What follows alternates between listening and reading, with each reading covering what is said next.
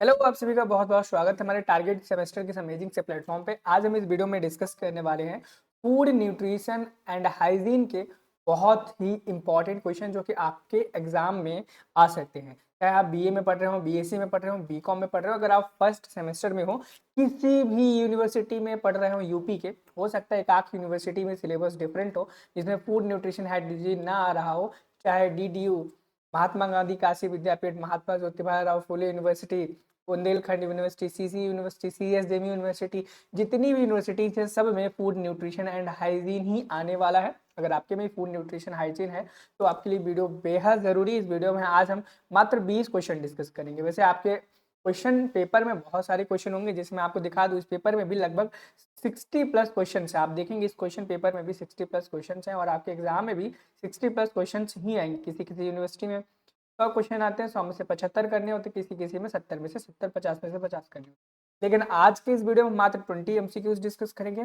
बचे हुए क्वेश्चन हम नेक्स्ट पार्ट 2 में करेंगे ताकि सभी बच्चे इस चीज का लाभ उठा पाए। और एक और जानकारी आपको दे दूं कि व्हाट्सएप ग्रुप का लिंक दिया गया है डिस्क्रिप्शन बॉक्स में। जाओ डिस्क्रिप्शन बॉक्स में व्हाट्सएप ग्रुप को ज्वाइन कर लो, ताकि जब भी इसका 21 क्वेश्चन से हम लेकर के 40 तक सॉल्व करें, यानी कि पार्ट 2 सॉल्व करें, तो उसकी नोटिफिकेशन आपको व्हाट्सएप ग्रुप पे मिल जाए। और चैनल पे नए हो तो चैनल को सब्सक्राइब कर लो, क्योंकि अगर आपका ये आखिरी पेपर है तो ऐसा नहीं है कि आपके इसके बाद पेपर नहीं होंगे। इसके बाद आपका सेकंड सेमेस्टर का भी पेपर होगा, थर्ड, फिफ्थ, और जितने भी सेमेस्टर आपका पूरा बीएससी बचा हुआ है आपका सारा साथ निभाएगा हमारे ये टारगेट सेमेस्टर का चैनल। आप किसी भी प्लेटफॉर्म पे देख रहे हो, चैनल को सब्सक्राइब कर लो। देखो यहाँ पर 20 क्वेश्चन सॉल्व करने वाले हैं।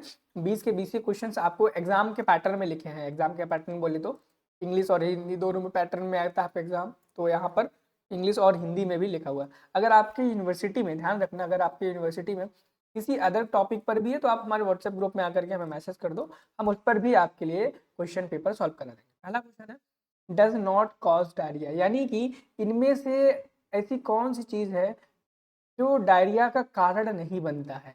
क्या इन्फेक्शन से डायरिया का कारण बनता है कि नहीं बनता है? Water creature, chemical substances, toxic bacteria. तो आपको बताना है इनमें से कौन सा ऐसी चीज है जिससे बैक्टीरिया नहीं होता है। क्या इन्फेक्शन से डायरिया होता है? बिल्कुल होता है। केमिकल सब्सटेंसेस से होता है? बिल्कुल होता है। टॉक्सिक बैक्टीरिया से होता है? बिल्कुल होता है। तो किससे नहीं होता है? वाटर क्रीचर, जो पानी में रहने वाले जीव होते हैं, उनसे डायरिया नहीं होता है। ठीक है, अगला हम क्वेश्चन देखेंगे। अगला क्वेश्चन कहता है, in which position of the body the weight of the body increases by 20% of the requirement, यानी कि शरीर की किस स्थिति में वजन आवश्यकता से 20% बढ़ जाता है। क्या ये ओबेसिटी में होता है, यानी कि मोटापे में, ओवरलोडेड यानी कि अधिक भार हो जाने के कारण, अंडरवेट होने की वजह से, या लो वेट होने की वजह से? इस क्वेश्चन का आंसर आपको बहुत अच्छे तरीके से पता होगा, ओवरलोड होने की वजह से। किसकी वजह से? ओवरलोड होने की वजह से आपका भार 20% से बढ़ जाता है। अगला, ये क्वेश्चन काफी इंपॉर्टेंट है, और इम्पोर्टेंट तो सारे ही है क्योंकि ये आपके किसी न किसी यूनिवर्सिटी में पूछे गए हैं। ठीक है, और ये बता दूं मैं, राम मनोहर लोहिया अवध यूनिवर्सिटी है फैजाबाद में, वहां पर ये क्वेश्चंस पूछे गए थे। तो हम उसी की यूनिवर्सिटी के पेपर के क्वेश्चन को सॉल्व कर रहे हैं, और यहाँ पर हम पहला क्वेश्चन देखेंगे। पहला नहीं, तीसरा है, और इस तीसरे क्वेश्चन में लिखा गया केयर वन। अब भाई बताना है कि केयर वन क्या है। वैसे तो एक केयर वन एक ऑर्गेनाइजेशन है ऑर्गेनाइजेशन, आप इसके बारे में इंटरनेट पर जाकर के पढ़ सकते हैं। अब आपको यही बताना है कि ये एनजीओ है, non government organization, government institution है, साइकोलॉजी सेंटर है, पॉलिटिकल इंस्टीट्यूशन है। तो आप लोगों को मैं बता दूं, ये जो केयर वन है एक नॉन गवर्नमेंट ऑर्गेनाइजेशन है, जिसे हम शॉर्ट में एनजीओ भी बोला करते हैं। ठीक है, नेक्स्ट क्वेश्चन पे चले। नेक्स्ट क्वेश्चन कहता है, बहुत इंपॉर्टेंट क्वेश्चन है, ये हर यूनिवर्सिटी के पेपर में आने के चांसेस है। Nutrient element is not found in milk, यानी कि इनमें से ऐसी कौन सी चीज है जो मिल्क में नहीं पाई जाती है? बच्चों, क्या प्रोटीन पाया जाता है? बिल्कुल, घर पे वाले बोलते हैं भाई दूध पियो प्रोटीन मिलेगा, और कैल्शियम तो भाई फेमस है ही है। विटामिन ए भी पाया जाता है, बस यही है। विटामिन सी एक ऐसी चीज है जो हमारे किस में नहीं पाई जाती है बच्चों?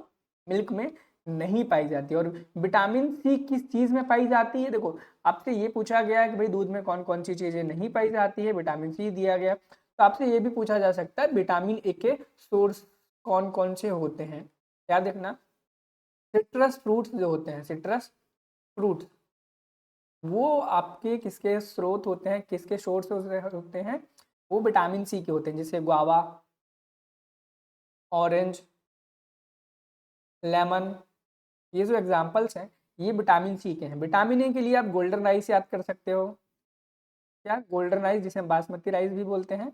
एंड अगला इसमें आप कैरेट याद कर लो, कैरेट बहुत अच्छा सोर्स है विटामिन ए के लिए। और कैल्शियम के लिए आपको पता ही है, प्रोटीन के लिए पल्सेस सबसे बेस्ट है वेज के अंदर, और फिशेज भी बहुत ही एक अच्छा मीडियम है प्रोटीन के लिए, एग्स भी है, और कैल्शियम एग में भी होता है, और आपका किस में होता है, मिल्क में भी होता है, और मीट में भी होता है बच्चों, ठीक है। तो नेक्स्ट क्वेश्चन पे हम मूव करेंगे।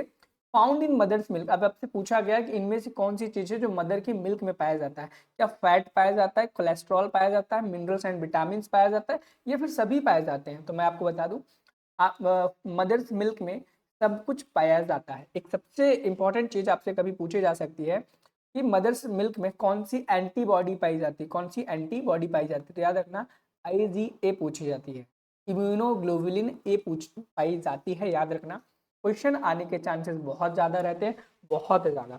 नेक्स्ट क्वेश्चन भी बहुत इंपॉर्टेंट है, when is world health day celebrated, यानी कि विश्व स्वास्थ्य दिवस कब मनाया जाता है। क्वेश्चन नंबर 6 है। क्वेश्चन नंबर 6 का जो करेक्ट आंसर हो जाएगा 7 अप्रैल है। अब इस क्वेश्चन में कुछ समझने वाला नहीं है बच्चों, आपको इस क्वेश्चन के डेटा को याद रखना ही पड़ेगा। क्या करना पड़ेगा, याद रखना ही पड़ेगा।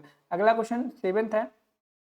7th क्वेश्चन कहता है national institute of nutrition was established in, तो 1959 में है, और इस क्वेश्चन को भी आपको याद रखना पड़ेगा, ठीक है। अगला क्वेश्चन है what should be the diet in low fever, अगर आपको हल्का बुखार है, हल्का हल्का बुखार है, तो आपको कैसा खाना चाहिए, लिक्विड खाना चाहिए, ठीक है, सॉफ्ट खाना चाहिए, ठोस खाना चाहिए, सॉल्टी खाना चाहिए। देखो अगर आप बुखार है, आपको हल्का हल्का है या तेजी तेजी से है, तो यहाँ पर क्वेश्चन में बस इतना ही पूछा गया है कि अगर आपको हल्का बुखार है तो आपको किस प्रकार का खाना चाहिए। तो याद रखो अगर आपको कभी भी हल्का बुखार आता है, आपको लिक्विड वाली चीजें खानी, क्या खानी है, लिक्विड वाली चीजें खानी है, ठीक है। अगला क्वेश्चन है डायरिया के कितने प्रकार होते हैं, क्या डायरिया के कितने प्रकार होते हैं। तो याद रखना डायरिया के 3 प्रकार होते हैं। अगला क्वेश्चन डायरिया का मतलब क्या होता है। डायरिया एक बीमारी है, एक लक्षण है, इनमें से कोई नहीं है, इन्फेक्शियस डिजीज है। क्या है, क्या है, तो डायरिया क्या है, डिजीज है, एक क्या है, डिजीज है। अगला क्वेश्चन